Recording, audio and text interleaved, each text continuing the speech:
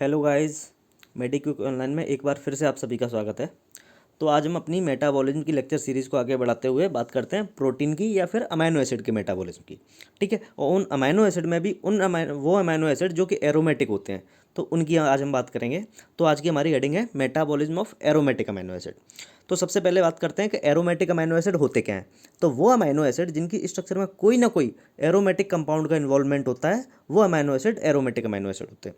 देखो यहाँ पे एक मैंने एग्जांपल लिया हुआ है, एक स्ट्रक्चर है हमारे पास, ये एक अमाइनो एसिड की स्ट्रक्चर है। ठीक है, इस अमाइनो एसिड में देखो एक ये बेंजीन रिंग का इन्वॉल्वमेंट है। ठीक है, ये जुड़ी हुई है इसमें। ठीक है, तो ये एरोमेटिक होती है। तो ये अमाइनो एसिड है, देखो इसमें ये एरोमेटिक कोई कंपाउंड जुड़ा हुआ है, तो ये पूरा अमाइनो एसिड कैसा हो गया, एरोमेटिक अमाइनो एसिड। ठीक है, ये फिनाइल एलिनिन की स्ट्रक्चर है। वैसे हमारे पास टोटल 3 एरोमेटिक अमाइनो एसिड है, एक होता है फिनाइल एलिनिन, एक है टायरोसिन और एक है ट्रिप्टोफैन। ठीक है, तो इन 3 में से ये फिनाइल एलिनिन की स्ट्रक्चर मैंने एग्जाम्पल के तौर पर यहाँ ली है। अब जैसे ही फिनाइल एलिनिन में ऐसे ही एरोमेटिक स्ट्रक्चर जुड़ी हुई है, ऐसे ही इन दोनों में जुड़ी रहती है, टायरोसिन में भी और ट्रिप्टोफैन में भी। ठीक है, तो वो अमाइनो एसिड जिनमें कोई ना कोई एरोमेटिक स्ट्रक्चर जुड़ी रहेगी, वो amino acid aromatic amino acid है। अब इन तीनों amino acid phenyl alanine, tyrosine, tryptophan में से दो कौन कौन से, फिनाइल एलिनिन और ट्रिप्टोफैन, ये दोनों एसेंशियल अमाइनो एसिड होते हैं। एसेंशियल अमाइनो एसिड क्या, वो अमाइनो एसिड जिनको हमारी बॉडी खुद से फॉर्म नहीं कर पाती है, तो वो किसी ना किसी डाइटरी सोर्स से इनटेक करने पड़ते हैं। ठीक है, तो उन अमाइनो एसिड को हम एसेंशियल अमाइनो एसिड बोलते हैं। तो ये होते हैं इन 3 में से दो, फिनाइल एलिनिन और ट्रिप्टोफैन।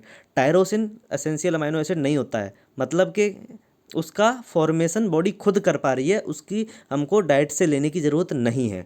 ठीक है, अब खुद कैसे बॉडी फॉर्म कर रही है उसको, तो देखो पहले ये देखिए, tyrosine is not essential amino acid because it can be synthesised from phenylalanine, क्योंकि इसका फॉर्मेशन फिनाइल एलिनिन से ही हो जाता है, इसीलिए इसको बाहर से लेने की ज़रूरत नहीं है।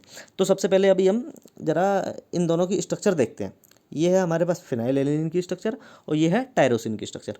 अब देखिए इनमें सिर्फ एक ही डिफरेंस है पूरी स्ट्रक्चर में, वो ये कि इस फिनाइल एलिनिन में पैरा पोजीशन पे, ये पैरा पोजीशन है, इस पैरा पोजीशन पे एक हाइड्रोक्सिल ग्रुप आ गया है बस। ठीक है, ये फिनाइल एलिनिन में पैरा पोजीशन पे एक हाइड्रोक्सिल ग्रुप का एडिशन हो गया है, वही टायरोसिन बन गया है। तो टायरोसिन का दूसरा नाम कुछ किताबों में ये भी लिखा रहता है पैरा हाइड्रोक्सिल फिनाइल एलिनिन। तो नाम का मतलब समझ में आ गया ना, पैरा हाइड्रोक्सिल फिनाइल एलिनिन मतलब फिनाइल एलिनिन की पैरा पोजीशन में हाइड्रोक्सिल ग्रुप जुड़ा हुआ है, तो वो टायरोसिन है। आप उसको फिनाइल एलिनिन कंसिडर ना कर लें। ठीक है, अगर कहीं भी पैरा हाइड्रोक्सी फिनाइल एलिनिन लिखा हुआ है तो आप उसको टायरोसिन माने। ठीक है, अब ये रिएक्शन कैसे होती है जरा ये देखते हैं।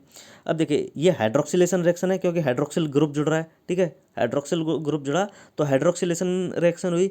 तो इस रिएक्शन में जो एंजाइम यूज होता है वो होता है फिनाइल एलिनिन हाइड्रोक्सिलेज।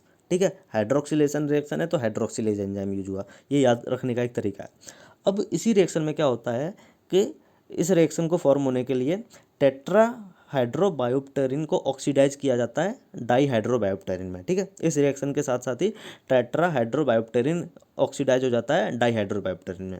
अब ये प्रोडक्ट तो हमको मिल चुका है टायरोसिन। तो इस रिएक्शन के होने के बाद जो बना हमारे पास अभी डाई हाइड्रो, वो वापस से रिड्यूस होता है टेट्रा हाइड्रो में। ठीक है, जो डाई हाइड्रोबायोप्टेरिन बना वो वापस से रिड्यूस होगा टेट्रा हाइड्रो में। अब ये रिडक्शन हो रहा है, तो इस रिएक्शन में जो एंजाइम यूज होता है वो डाई हाइड्रोबायोप्टेरिन रिडक्टेज। ठीक है, अब ये मैं आपको जनरल कॉन्सेप्ट बता रहा हूँ कि मोस्टली एंजाइम याद रखने का तरीका यही है कि जिस टाइप की वो रिएक्शन होती है ना, उसमें उसी नाम से जिस टाइप की वो रिएक्शन होगी उस रिएक्शन के नाम से ही जुड़ा हुआ आपको वो एंजाइम का नाम मिलेगा। जैसे कि ऊपर वाली रिएक्शन में हाइड्रोक्सिलेशन हो रहा था तो एंजाइम में देखो हाइड्रोक्सिलेज लिखा हुआ था, इसमें रिडक्शन हो रहा है तो यहाँ रिडक्टेज लिखा हुआ है। ठीक है, तो ये पहली रिएक्शन आपको समझ में आ गई, फिनाइल एलिनिन है, हाइड्रोक्सिलेशन हुआ है, मतलब कि पैरा पोजीशन पर हाइड्रोक्सिल ग्रुप का एडिशन हुआ है और टायरोसिन में कन्वर्ट हो गया है वो, तो एंजाइम यूज हुआ है फिनाइल एलिनिन हाइड्रोक्सिलेज।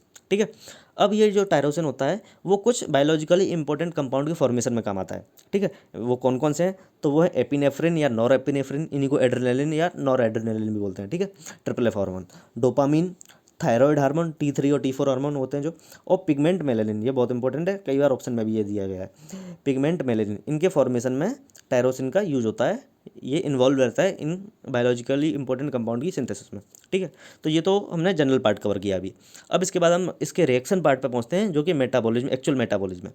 ठीक है, तो देखो ये पहली रिएक्शन है, अभी देखी ही थी हमने, फिनाइलएलिनीन है टायरोसिन में कन्वर्ट हुआ है, टायरोसिन में कन्वर्ट हुआ है, हाइड्रोक्सिलेशन रिएक्शन थी तो इसीलिए एंजाइम यूज हुआ हाइड्रोक्सिलेज।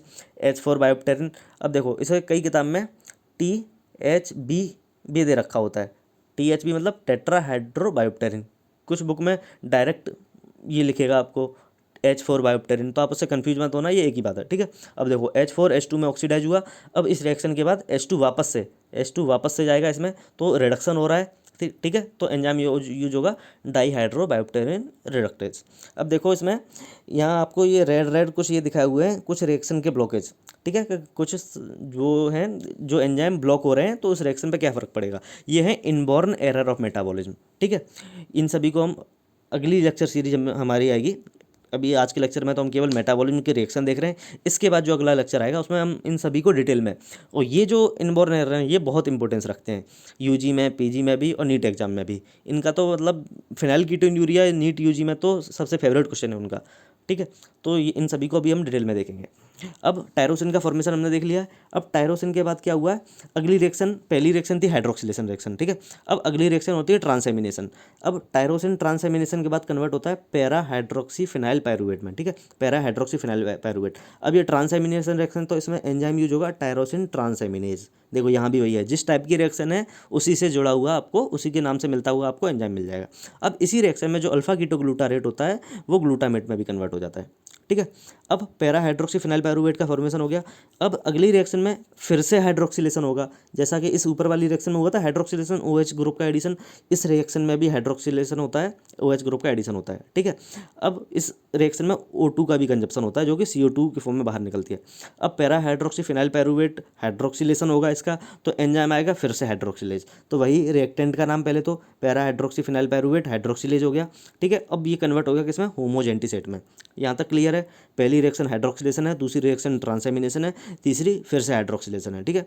तो बस रिएक्टेंट का नाम लिखना है आपको और जिस टाइप की रिएक्शन है उसका ही नाम आपको आगे जोड़ देना है। अब होमोजेंटिसेट का फॉर्मेशन हो चुका है, अब ये होमोजेंटिसेट आगे गया, ठीक है। अब होमोजेंटिसेट पे देखो ऑक्सीजन का एडिशन हो रहा है, तो यहाँ वो आया एंजाइम होमोजेंटिसेट ऑक्सीडेज, ठीक है। अब ये कन्वर्ट किस में हुआ, मलाइल एसिटो एसीटेट, आयरन इसमें कोफैक्टर के तौर पे यूज होता है, ठीक है। अब मलाइल एसिटो एसीटेट बन गया, अब ये मलाइल एसिटो एसीटेट का आइसोमराइजेशन होता है और ये कन्वर्ट होता है फ्यूमेरिल एसिटो एसीटेट में, ठीक है, फ्यूमेरिल एसिटो एसीटेट। अब आइसोमराइजेशन हो रहा है तो एंजाइम कौन सा यूज होगा, वही मलाइल एसिटो एसीटेट आइसोमरेज, जिस टाइप की रिएक्शन है उसी टाइप का एंजाइम यूज होगा, ठीक है। अब क्या होता है, ये जो है फ्यूमेरिल एसिटो एसीटेट, इस पे एंजाइम आता है फ्यूमेरिल एसिटो एसीटेट हाइड्रोलेजेस, देखो पानी आया है, देखो H2 आया है तो इसमें एंजाइम यूज हो गया हाइड्रोलेजेस। अब ये डिवाइड हो जाता है दो कंपाउंड में, फ्यूमरेट और एसिटो एसीटेट में। अब देखिए जो फ्यूमरेट होता है ये तो चला जाता है आगे जाके क्रेब्स साइकिल में या TCA साइकिल में, ठीक है, ये TCA साइकिल में जाएगा। और ये एसिटो एसीटेट है, ये है कीटोन बॉडी जो कि आगे फैट के मेटाबॉलिज्म में हम देखेंगे ये फैट को फॉर्मेशन में कैसे काम आती है एसिटो एसीटेट, ठीक है। अब देखिए जब आप याद कीजिए, जब मैंने आपको क्रेब्स साइकिल या TCA साइकिल पढ़ाया था तब मैंने आपको बोला था कि ये कॉमन पाथवे होता है, सेंट्रल पाथवे ही बोलते हैं जिसको, जिसका मतलब मैंने आपको बताया था कि ऐसा पाथवे है ये जो तीनों प्रकार के मेटाबॉलिज्म में यूज होगा, कार्बोहाइड्रेट के में भी, फैट में भी और प्रोटीन में भी। देखो कार्बोहाइड्रेट तो मैंने वहाँ आपको पढ़ा दिया है, वहाँ यूज हुआ ही था उसका। प्रोटीन में देखो यूरिया साइकिल में भी अपन ने अभी लेक्चर में देखा था पिछले वाले में, और आज भी देखो अमाइनो एसिड के मेटाबॉलिज्म में भी इसका यूज आ गया। अब फैट का जब हम आगे देखेंगे मेटाबॉलिज्म तो उसमें भी इसका इन्वॉल्वमेंट आएगा, तो ये सेंट्रल पाथवे इसीलिए बोला गया था उसको कि ये सेंट्रल पाथवे है, क्योंकि उसका जो कॉमन पाथवे होता है जो कि तीनों प्रकार के मेटाबॉलिज्म में काम आएगा ही आएगा, ठीक है। तो ये अपना जनरल रिएक्शन वाला पार्ट कंप्लीट हुआ। यहाँ पे जरा एक क्विक रिवीजन कर लेते हैं अपन। देखो सबसे पहले बना फिनाइलएलिनीन, फिनाइलएलिनीन पे हाइड्रोक्सिलेशन रिएक्शन हुई, कन्वर्ट हुआ टायरोसिन में, टायरोसिन के बाद हुई ट्रांसएमिनेशन रिएक्शन, कन्वर्ट हुआ पैरा हाइड्रोक्सी फिनाइल पायरुवेट में, उसके बाद फिर से हाइड्रोक्सिलेशन रिएक्शन हुई और होमोजेंटिसेट में कन्वर्ट हो गया। ये होमोजेंटिसेट पे देखो ऑक्सीजन एडिशन हुआ तो ये मेलाइल एसिटो एसीटेट में कन्वर्ट हो गया और एंजाइम आ गया ऑक्सीडेज, ठीक है। इसका आइसोमराइजेशन हुआ और ये कन्वर्ट हो गया फ्यूमेरिल एसिटो एसीटेट। फ्यूमेरिल बाद में जाके देखो H2O ग्रुप का इसमें एडिशन हुआ है तो ये फ्यूमेरिल अलग निकल गया और एसिटो एसीटेट अलग निकल गया, ठीक है। फ्यूमरेट आ गया इधर TCA साइकिल में और एसिटो एसीटेट कीटोन बॉडी है जो कि फैट के उसमें निकल जाएगा, ठीक है। अब ये सब हैं देखो इनके इनबॉर्न एरर, इन सभी को हम अगले लेक्चर में देखेंगे। तो यहाँ तक अपना इसका जनरल मेटाबॉलिज्म वाला वो पार्ट है, जो रिएक्शन वाला पार्ट है वो खत्म होता है, ठीक है। धन्यवाद।